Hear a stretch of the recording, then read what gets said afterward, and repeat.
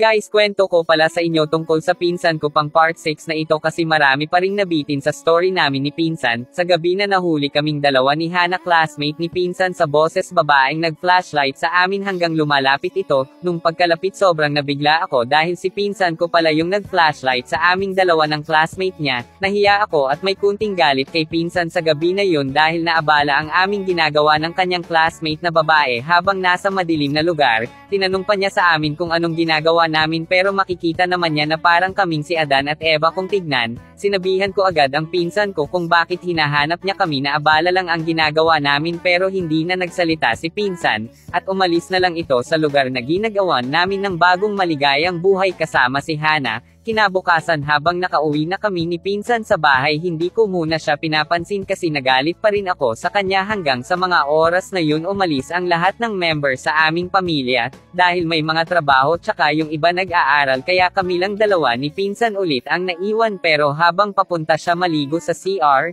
tinatanong niya sa akin kung saan ko inilagay yung blade para pang-alis ng buhok. Kaya napaisip din ako ng kunti kung saan niya gagamitin na wala naman siyang buhok sa taas ng labi kasi babae siya. Sa mga oras na yun agad ko naman itong tinuro kahit medyo galit pa rin ako sa kanya. Habang pumasok na rin ako sa kwarto ko para manood ng movie sa Chrome ng mag-isa, mas maganda kasi walang kasama habang manood ng movie sa Chrome kasi hindi naman nakakatakot yung action.